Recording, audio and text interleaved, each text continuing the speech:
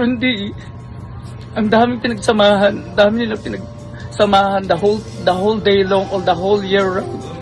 Or for how many years, naniniwala ako at patuloy na naniniwala na hindi talaga hiwalay nga po. Pero yun, ang sakit man, kailangan ko po, pasensya na po, umiyak po ako kasi kailangan ko pong ilabas to. Dahil I kept this feeling for like a week now po, yung mga balibalita. So sabi ko, at I think this time around, kailangan ko tanggapin na hiwalay talaga. So kaya gumawa pa ako ng video na to. Para once and for all na magsasalita ako sa mundo na kailangan kong tanggapin na hiwalay talaga sila. Ang sakit po ng word na yun, yung kaisa-isang word na to, na isang salita na hiwalay po, ang sakit po, di ba?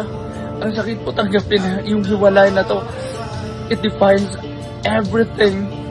Parang hindi mo po makontain yung feeling mo kapag narinig mo yung hiwalay talaga. Pero ganun pa man, kailangan ko pong tanggapin at saka mag-move on na ako at kailangan kong unawain yung mga sinasabi ng mga tao sa paligid ko na hiwalay po talaga.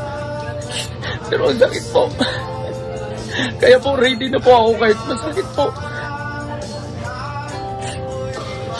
Handang-handa na po ako tanggapin yung mga criticism, yung mga sinasabi nila against me na kailangan kong tanggapin kasi hindi ko talaga matanggap. Ako na lang sa mundong ito na hindi talaga marunong tumanggap ng pagkatalo na hiwalay talaga sila. So kailangan ko po maunawaan po. Kailangan ko po maunawaan po at maintindihan at nagkikiusap po ako sa lahat sa inyo dito sa Facebook, social media po. Kailangan ko po yung tulong ninyo para mas maniwala po ako na hiwalay po ba talaga ito. Ayan po. Hiwalay po talaga yung decolor sa puti.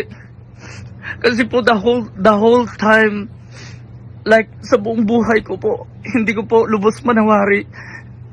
Unless na lang nung last week na sinabihan ako na kailangan pag naglaba po kayo, hiwalay talaga yung puti sa decolor. Tama po ba? Ang sakit po eh. Ang sakit talaga tanggapin. Ang sakit po. Ayun lang po. So hiwalay po guys. Just so you know, hiwalay talagang